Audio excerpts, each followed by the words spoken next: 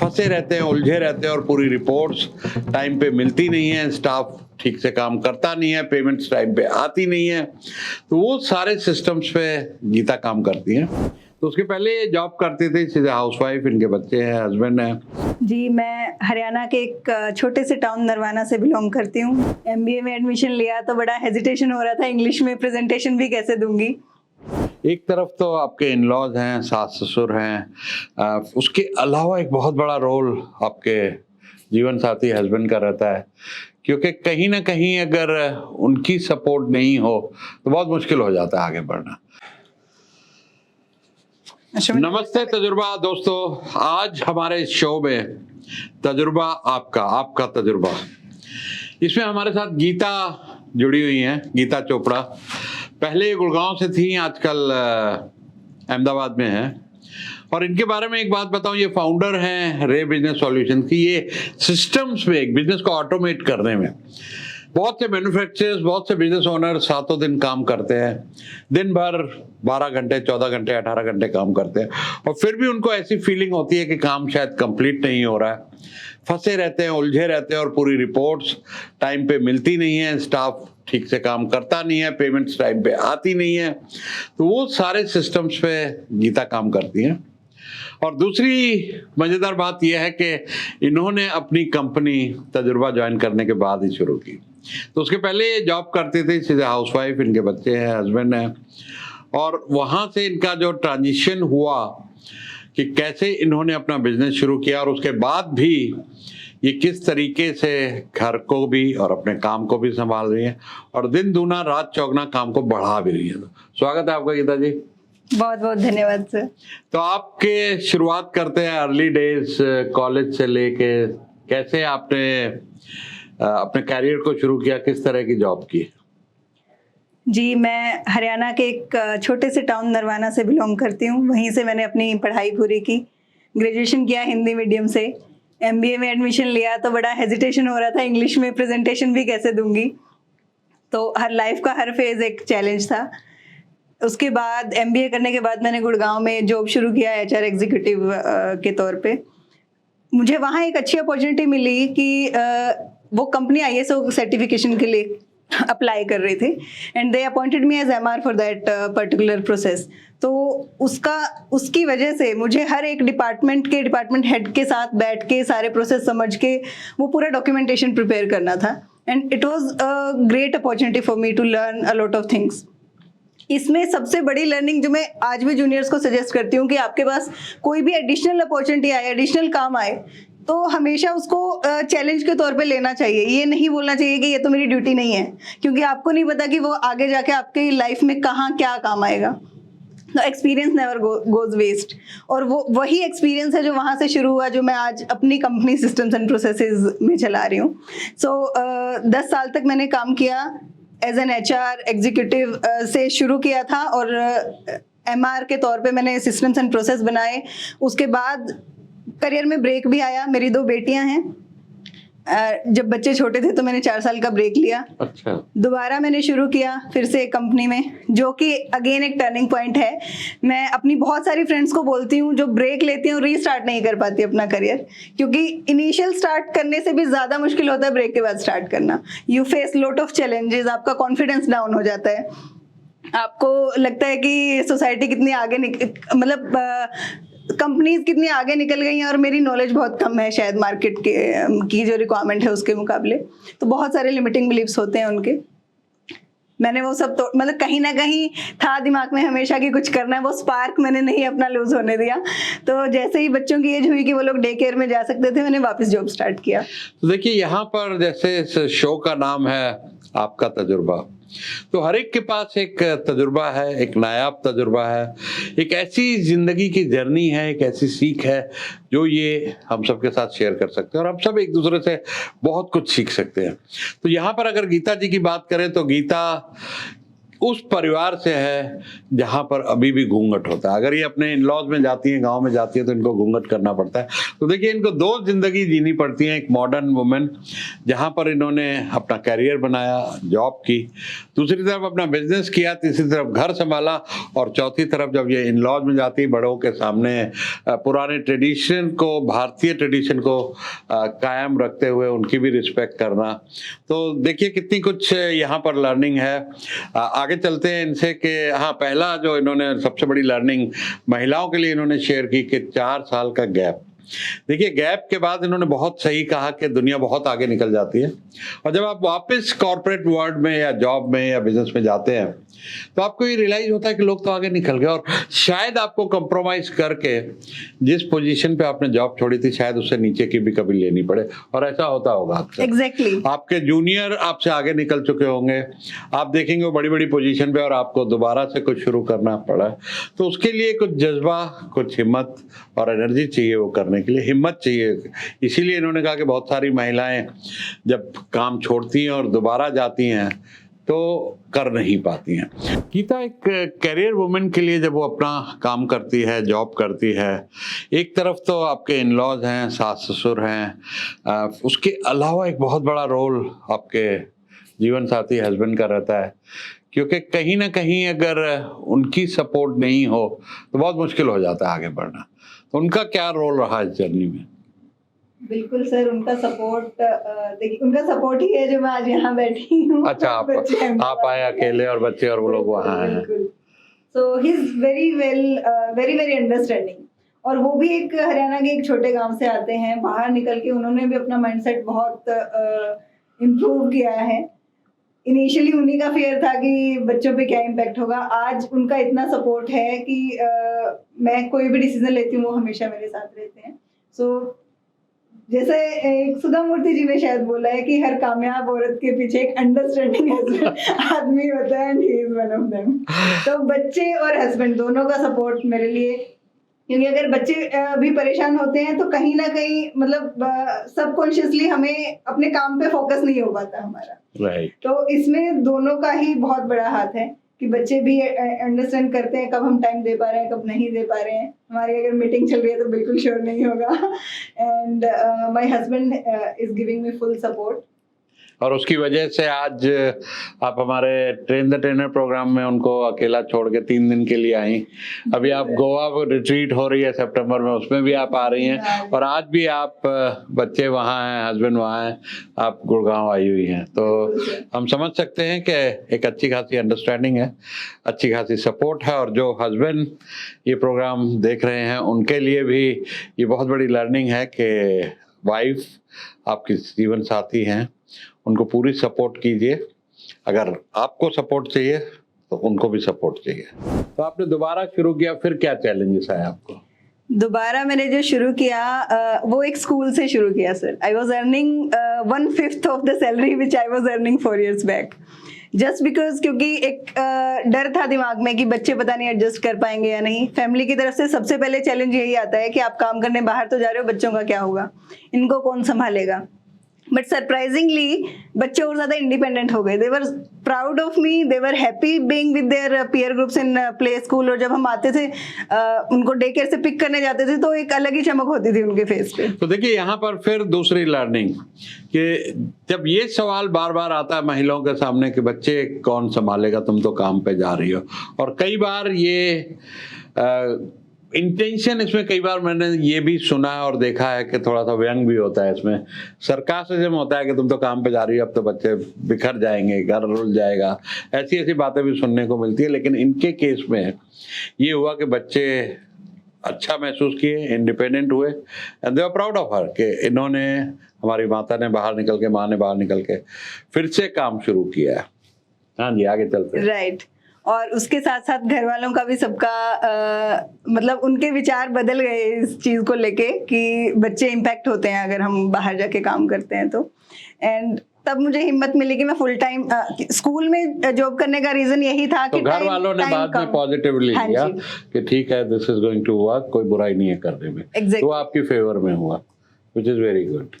तो उसके बाद मैंने फुल टाइम जॉब स्टार्ट किया अगेन कॉर्पोरेट में, क्योंकि इनिशियल 1 ईयर मैंने एक स्कूल में किया था कि आधा टाइम मैं जाऊंगी काम पे और आधा टाइम बच्चों को दे पाऊंगी, just for a testing. Exactly. और उसके बाद जब मैंने कॉर्पोरेट में ज्वाइन किया तो एक नई पहले जब मैं सिस्टम्स बनाती थी that was totally manual process. वो हार्डकोर हमारे पेपर के फॉर्मेट्स होते थे, आपका रिक्विजिशन स्लिप कैसा होगा, आपका परचेज ऑर्डर कैसा होगा, ये सब हम पेपर पे पहले बनाते थे। अब जब मैंने ज्वाइन किया तो मैं देख रही थी कि टेक्नोलॉजी बहुत ज़्यादा यूज़ हो रही थी, सेम चीज़ें अब फॉर्मेट्स हार्ड कॉपी फॉर्मेट्स की जगह ई फॉर्मेट्स यूज़ होते थे।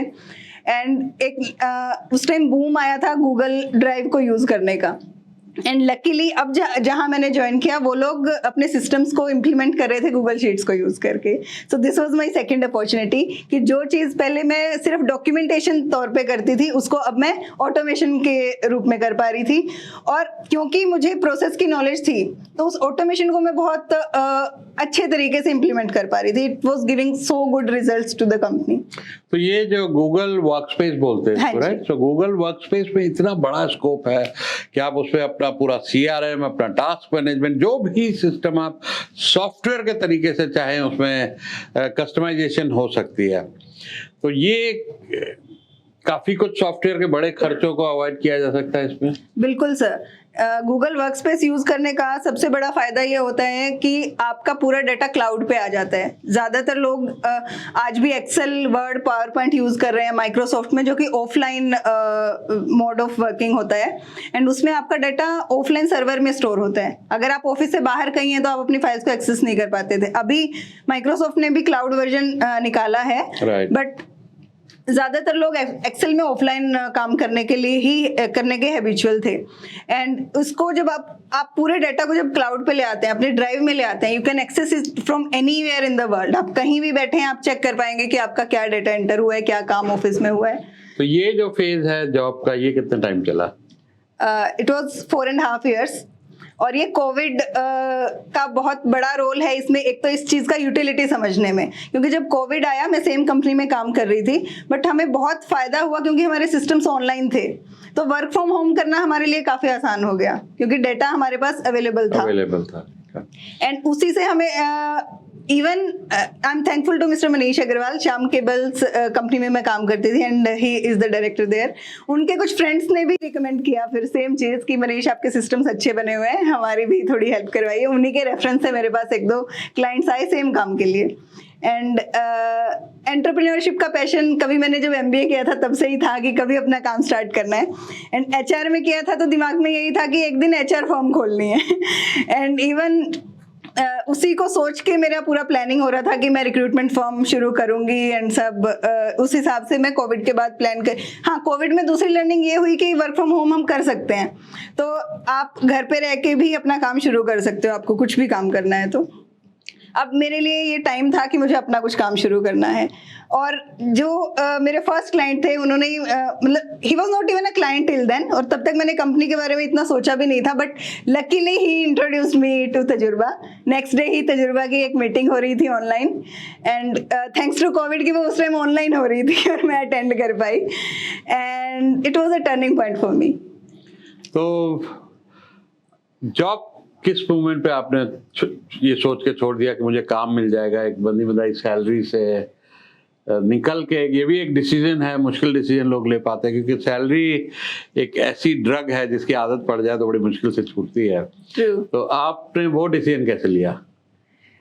वो डिसीजन तो मैंने बताया कि मेरे अंदर मतलब ये स्पार्क हमेशा से था, एंटरप्रेन्योरशिप मेरा पैशन था और रिक्रूटमेंट को सोच के ही मैंने फॉर्म स्टार्ट किया था। लेकिन हाँ, वो कॉन्फिडेंस मुझे तजुर्बा की मीटिंग्स अटेंड करने के बाद आया कि कितने लोग कितने एंटरप्रेन्योर्स एक दूसरे की हेल्प कर रहे हैं। मैं एक ऐसे परिवार से बिलोंग करती हूँ जहाँ मुझसे पहले किसी मतलब it's not I don't have any business background. मेरे इन लॉज आज भी खेती करते हैं, मेरे हस्बैंड एक कंपनी में जॉब करते हैं, एंड रिस्क टेकर नहीं, मतलब बिजनेस सबके लिए एक रिस्क गेम ऑफ रिस्क है। एंड जब मैंने तजुर्बा की मीटिंग अटेंड की तो मैंने देखा कि कितने लोग ऐसे चैलेंजेस को फेस कर करके अपनी लाइफ में कितना अच्छा कर रहे हैं, तो मैं क्यों नहीं कर सकती। दूसरी चीज़ जो अकेलापन था, मेरा डर ये था कि मुझे कौन बताएगा अगर मैं कहीं भी मुझे कोई परेशानी आएगी, क्योंकि कोई बैकग्राउंड नहीं है मेरे पास बिजनेस का या कोई गाइड करने वाला नहीं है। तो जो मुझे सपोर्ट मिला आपसे और तजुर्बा से, उसकी वजह से मैं कंटिन्यू कर पाई अपना बिजनेस। सबसे बड़ी बात यह है, देखिए शुरू करने का पैशन बहुत लोगों में होता है, शुरू भी करते हैं, लेकिन शुरू करने के बाद आगे कैसे बढ़ते हैं, क्योंकि हमारे दिमाग में बहुत सारे नेगेटिव थॉट्स भी आते हैं। इतना सारा आप जॉब जब कर रहे हैं, आप एक तरीके से अपनी एक्सपर्टीज पे काम कर रहे हैं, बट जब आप बिजनेस स्टार्ट करते हैं तो आपको हर तरीके का चैलेंज आता है, जो आपने पहले जब आप कंपनी स्टार्ट कर रहे हैं आपने नहीं सोचा होता कि ऐसे चैलेंजेस भी आएंगे। एंड ऐसे चैलेंजेस की वजह से काफ़ी लोग काम छोड़ भी देते हैं। तो वो क्या चैलेंज थे, लोग जानना चाहेंगे हमारे व्यूअर्स कि क्या चैलेंज आते हैं जब आप जॉब से निकल के अपने काम में आते हो। जी, काम करना आसान है, लेकिन उस काम की इम्पोर्टेंस लोगों को दिखाना कि क्यों आपसे वो काम करवाया जाए। आपकी सेल्स एंड मार्केटिंग की स्किल्स, ज़्यादातर entrepreneur sales and marketing skills में स्ट्रगल कर रहे होते हैं, क्योंकि आपका प्रोडक्ट कितना भी अच्छा है, बट आप मार्केट में कैसे लोगों को समझाएंगे कि हाँ ये अच्छा है और आपको यूज़ करना चाहिए और किस प्राइस पॉइंट पे आपको जाना चाहिए। You are so many challenges. आप अपना प्रोडक्ट हर किसी को अच्छा लगता है, बट पॉइंट ये है कि वो यूजर को अच्छा लगना चाहिए, कस्टमर को, क्लाइंट्स को अच्छा लगना चाहिए और उनके काम आना चाहिए, उनको सक्सेस मिलनी चाहिए उसे यूज करके, और वो आपको आगे दूसरों को रिकमेंड करें, रेफरल दें। तो यहाँ पर अब एक रोल आता है आपकी जर्नी में बहुत इंपॉर्टेंट, हमारे तजुर्बा का, क्योंकि यहीं से आपने अपना बिजनेस की शुरुआत की और तकरीबन कितने 2 साल हो गए? 2 साल हो गए हैं सर। तो आपने दूसरा रिन्यूअल, अभी तीसरा ड्यू है, अभी तीसरा रिन्यूअल आपका ड्यू है। सो 2 साल ये रिन्यू कर चुकी हैं यहाँ पर, तीसरा रिन्यूअल अभी ड्यू है, और साथ में ये तजुर्बा की को ओनर भी हैं। इन्होंने तजुर्बा के प्राइवेट प्लेसमेंट राउंड में तजुर्बा के शेयर भी लिए हैं, वो भी एक करेजियस डिसीजन होता है, उसके बारे में भी हम बात करेंगे। लेकिन उसके पहले जब आपने काम शुरू किया, तजुर्बा ज्वाइन किया, तो ये जर्नी कैसी रही, आपको कैसी सपोर्ट मिली क्लाइंट मिलने में, मेंटरिंग मिलने में, और एक एनवायरनमेंट, सपोर्ट एनवायरनमेंट जो होता है एंटरप्रेन्योर को, कि लाइक माइंडेड लोगों से आप बात कर सकते हो, एक कम्युनिटी में हो जहाँ पर आपको लगता है कि एक एक्सटेंडेड फैमिली है, बहुत सारे लोग हैं, ये सब आपको कैसा लगा? राइट, तजुर्बा जब मैंने ज्वाइन किया, सबसे पहले तो लर्निंग मेरा फर्स्ट पॉइंट था, क्योंकि मेरे पास गाइडेंस नहीं थी बिजनेस के लिए। तो एंड इवन एक छोटी सी इन्वेस्टमेंट भी मेरे लिए बहुत बड़ा चैलेंज था उस टाइम, क्योंकि बिजनेस स्टार्ट नहीं हुआ था, मेरे पास कोई सोर्स ऑफ अर्निंग एग्जैक्टली नहीं था कि नंबर ऑफ क्लाइंट्स हैं एंड कॉन्टिन्यूस पेमेंट आ रही है और मैं पेमेंट कर पाऊँ। तो छोटी अमाउंट भी मेरे लिए बड़ी थी in for the investment purpose. But वो तजुर्बा की फीस भी मेरे लिए चैलेंज थी एग्जैक्टली। एंड उसके बाद लेकिन मुझे लगा कि लर्निंग जो है, ये लर्निंग आपके बिजनेस चलेगा नहीं चलेगा वो मेरी स्किल है, लेकिन लर्निंग लाइफ में हमेशा काम आएगी, गाइडेंस लाइफ में हमेशा काम आएगी। तो वो जो 1-to-1 हमने शुरू किए, हर एक 1-to-1 आपको एक ऐसी लर्निंग देके जाता है कि आप 1-to-1 माना किससे 1-to-1? देखिए, तजुर्बा ज्वाइन करने के बाद हम लोग अपने मेंबर्स के साथ आधा मतलब 1 आवर के लिए हम कनेक्ट करते हैं और डिस्कशन करते हैं अपने मेंबर्स के साथ जो हमारे 1-to-1 मीटिंग्स हुए। हर एक मीटिंग मेरे लिए एक अलग लर्निंग था, हर मीटिंग मेरे लिए केस स्टडी था। मतलब उससे मुझे ये भी हेल्प होती थी कि मुझे आगे क्या टूल्स डेवलप करने हैं, क्योंकि मैं आइडेंटिफाई कर पाती थी कि लोगों को क्या चैलेंजेस आ रहे हैं उनके सिस्टम्स में। हर इंडस्ट्री का चैलेंज अलग होता है, हर इंडस्ट्री के सिस्टम्स अलग होते हैं। तो हर क्लाइंट मेरे लिए केस स्टडी है, हर 1-to-1 और तजुर्बा मेंबर मेरे लिए केस स्टडी है। So it's always a learning. तो कैसे आपको क्लाइंट मिलने शुरू हुए और कैसे फिर आगे बढ़ते चले गए आप, एक क्लाइंट से दूसरा क्लाइंट, और अभी आपके पास काफ़ी सारे क्लाइंट रहते हैं, अच्छी पाइपलाइन रहती है, अच्छा बिजनेस चल रहा है, ये इसमें तजुर्बा का क्या रोल रहा? इनिशियल क्लाइंट्स तो मुझे तजुर्बा से ही मिले थे। सिस्टम्स एंड प्रोसेसेस की लोगों को ज़रूरत तो है ये, लेकिन आज भी मार्केट में लोग इसको एक्सपेंस मानते हैं, इन्वेस्टमेंट नहीं मानते। तो उनसे जब 1-to-1 में मैंने एक्सप्लेन किया कि इसका ROI कितना अच्छा है, आप कितना स्केल कर पाते हैं इनको यूज़ करके, तो जो भी ग्रोथ माइंडेड लोग हैं वो इनका इम्पोर्टेंस समझ पाते हैं। और तजुर्बा में लोगों ने बहुत आसानी से इस चीज़ को समझा और मुझे कोई डिफ़िकल्टी नहीं हुई क्लोजिंग्स में। मुझे शुरू से ही अच्छे क्लाइंट्स मिलना शुरू हो गए थे। तो And- सिस्टम्स आप कहते हो कि इन्वेस्टमेंट है, खर्चा नहीं है। बिल्कुल सर, बिल्कुल। जो लोग इसको देख रहे हैं, सुन रहे हैं, तजुर्बा की फीस इन्वेस्टमेंट है या खर्चा है? 100% इन्वेस्टमेंट है सर। गुड। देखिए, ये लोग, बहुत से लोग घबरा रहे होते हैं कि नहीं, हमें ज़रूरत नहीं है कुछ सीखने की, कम्युनिटी ज्वाइन करने की। आपको कुछ 1-to-1 मेरे साथ भी मिलती हैं, उनमें भी काफ़ी मेंटरिंग और गाइडेंस मिलती है। बिल्कुल तो पूरा एक 360 डिग्री यहाँ पे एक एनवायरनमेंट है, जहाँ कम्युनिटी भी है, ग्रुप कोचिंग सेशंस भी हैं, हमारे साथ 1-to-1 भी हैं, हमारी मैडम है उमा जी, वाइफ हैं, उनके साथ भी 1-to-1s हैं। तो एंटायर इकोसिस्टम एक ऐसा बना हुआ है जहाँ पे एक एंटरप्रेन्योर, चाहे नया हो चाहे पुराना हो, छोटा बिजनेस हो या बड़ा बिजनेस हो, लेकिन उसको एक आगे बढ़ने की नॉलेज, इंकरेजमेंट, हिम्मत, एनर्जी यहाँ पर पूरी मिलती है। तो आपके क्लाइंट्स अभी खुश हैं, मैंने सुना है मार्केट में लोग मुझे बताते हैं, तजुर्बा के मेंबर ही हैं कई। कल ही बॉम्बे में एक जय साई ज्वेलर्स है, तो देखिए दूसरी खूबसूरती तजुर्बा की क्या है, ये अहमदाबाद में है।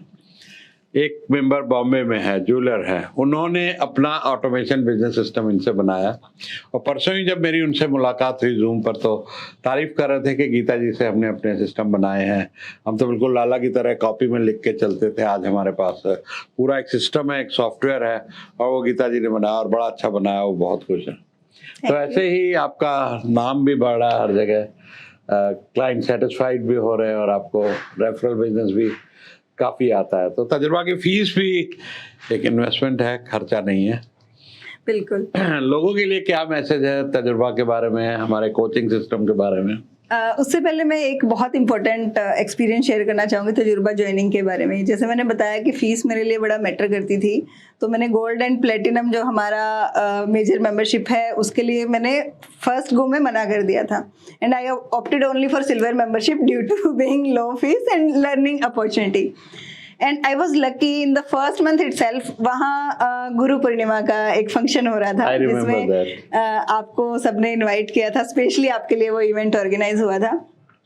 एंड सिल्वर चैप्टर्स में से मुझे नहीं पता किसी ने वो इवेंट अटेंड किया या नहीं किया, बट मैंने किया, एंड वो मेरा दूसरा टर्निंग पॉइंट था, क्योंकि उस दिन मैंने जो लोगों के एक्सपीरियंस सुने, they had tears in their eyes. And मैं झूठ नहीं बोलूँगी, फर्स्ट टाइम मुझे ये भी लगा कि यार ये कैसे लोग हैं, किसी इंसान को क्यों भगवान बना रहे हैं। I felt the same thing, but जैसे जैसे वो सेशन एंड हुआ, आई वॉज मेस्मराइज्ड। मतलब मुझे लगा कि ऐसा भी होता है, एंड ऐसा भी होता है तो मेरे साथ भी होना चाहिए। And the very next day आपका बूट कैंप था, मैंने वो बूट कैंप अटेंड किया, तो जहाँ मुझे सिल्वर की फीस भी चैलेंज लग रही थी, मैंने बूट कैंप अटेंड करते ही प्लेटिनम की फीस पे कर दी, and I was a member of platinum, gold and silver, और उसकी कई गुना आपको रिटर्न में मिल गई। बिल्कुल। तो एक डिसीजन और आया जब हमने प्राइवेट प्लेसमेंट अनाउंस किया, मेंबर्स को इनवाइट किया कि तजुर्बा के शेयर होल्डर बनने की अपॉर्चुनिटी है, क्योंकि हम भी एक आईपीओ के बारे में सोच रहे हैं, 2027-28 में आईपीओ लाएंगे, जहां पर मल्टीपल रिटर्न्स मिलेंगी मेंबर्स को, जो आज तजुर्बा पे भरोसा करके उनके शेयर लेते हैं। तो वो एक डिसीजन आपको फिर अमाउंट जितना प्लेटिनम फीस थी उससे 4 गुना था, राइट। वो डिसीजन कैसे लिया आपने?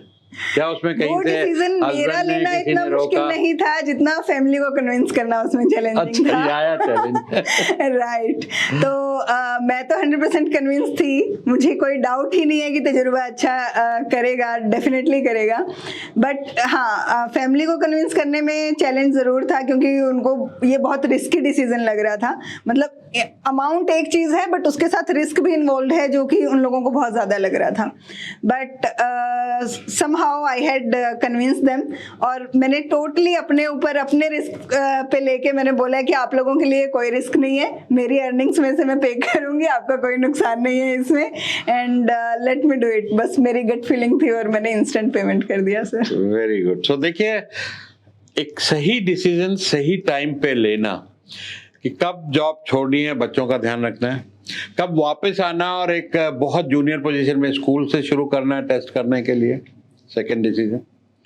थर्ड डिसीजन, वापस कॉर्पोरेट वर्ल्ड में आना, 4 साल गूगल वर्कस्पेस सिस्टम्स को समझना, इम्प्लीमेंट करना, अपनी एक पहचान बनानी, फिर उस जॉब को छोड़ के ये सोचना कि अपना करना है और तजुर्बा ज्वाइन करना, और एज ए प्लेटिनम लेवल वहाँ पर ज्वाइन करना जिसकी ठीक ठाक फीस है, वो एक डिसीजन।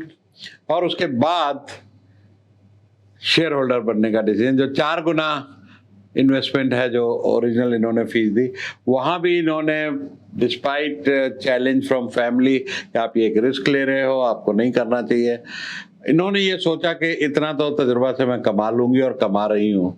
और एक फेथ है, एक बिलीफ है टोटल सिस्टम में, कम्युनिटी से जो इतना कुछ दे रही है, तो मैं इससे जुड़े रहना चाहती हूँ as a part owner. That was the thought process you had. बिल्कुल सर। तो गीता एज ए पर्सन, आपकी कोर वैल्यूज, आपके ethics, what do you believe in? एक तो गीता हमारे ग्रंथ है, गीता ये तो ये वाली नाम की गीता वैल्यूज अपने आप शायद आ जाती है इंसान में, ये मैंने नोट किया। मेरी बेटी का नाम कृति है and she is always interested in art only. अच्छा। सो मुझे लगता है कि वो सबकॉन्शियसली शायद वो चीज़ इम्पेक्ट करती है, या तो क्योंकि हम रिलेट करते हैं उस चीज़ से, बट कहीं ना कहीं मेरी वैल्यूज वहीं पे एग्जिस्ट करती हैं। I believe in Karma. मुझे लगता है कि हम अच्छा करेंगे तो अच्छा रिजल्ट हमेशा मिलेगा। जो भी होता है उसका कोई ना कोई रीज़न ज़रूर होता है। We are the source. हो सकता है हम, या तो कोई हमारी हेल्प के लिए आ रहा है, या तो हम किसी की हेल्प के लिए बने हैं, बट हमारा कोई भी एक्शन वेस्ट नहीं जाता है। जब आप मेरी लाइफ में आए, वो मेरे लिए टर्निंग पॉइंट था। ऐसे ही कई लोगों से मैं सुनती हूँ कि मेरे वर्ड्स की वजह से उनकी लाइफ चेंज हो गई, वो उनकी लाइफ के लिए टर्निंग पॉइंट होता है। इट्स यूनिवर्स, मतलब कॉस्मोस पावर एग्जिस्ट, और हम अच्छा करेंगे तो उसका कई गुना अच्छा रिजल्ट हमें मिलेगा। बहुत बढ़िया, आपने सुंदर बात कही। तो दोस्तों, गीता के क्रेडेंशियल्स, इनकी पूरी डिटेल्स डिस्क्रिप्शन में है। आप अगर अपने बिजनेस में चैलेंज फेस कर रहे हो, ऑटोमेशन का, सिस्टम्स का, आप बहुत ज़्यादा काम कर रहे हैं, आपको रिपोर्ट्स नहीं मिल रही हैं, आपको छुट्टी नहीं ले पा रहे हैं, तो इनकी डिटेल डिस्क्रिप्शन में है, इनसे कांटेक्ट कीजिए डायरेक्टली। और वैसे भी अगर कुछ आपको पूछना हो, कुछ सलाह हो, इनसे आप टच बेस कीजिए, इनसे मिलिए। डिस्क्रिप्शन में डाल रहा हूँ मैं। और ये चैनल को, इस वीडियो को शेयर कीजिए ज़्यादा से ज़्यादा लोगों को, सब्सक्राइब कीजिए, बेल आइकॉन दबाइए, क्योंकि ऐसे बहुत सारे तजुर्बे हम आपके पास लाने वाले हैं। हमारे पास हज़ारों लोग हैं, और हम इसमें बिलीव नहीं करते कि बड़े बड़े लोगों को बुलाना है जिनका बहुत बड़ा नाम है। हम उन लोगों को बुलाते हैं जो सही में आप जैसी ज़िंदगी में रोज़ संघर्ष कर रहे हैं और उससे निकल के अपनी एक पहचान बना रहे हैं, और जिससे आप इंस्पायर होके खुद भी आगे बढ़ सकते हैं। तो गीता, बहुत बहुत शुक्रिया। All the best, and God bless you with lots and lots. I have a last statement for the ladies specifically. जी। कि आपके सही, अगर आप लेट डिसीजन ले रहे हैं बट सही डिसीजन ले रहे हैं, तो एक दिन आपको जरूर फील होगा कि वो जो आपने लेट किया था वो कोई वेस्टेज नहीं था। इट वॉज टोटली रिक्वायर्ड, और देर आए दुरुस्त आए। इसलिए एक्शन जरूर लीजिए, अभी के अभी स्टार्ट कीजिए। Follow your passion, never lose your spark, you can do it. Thank you.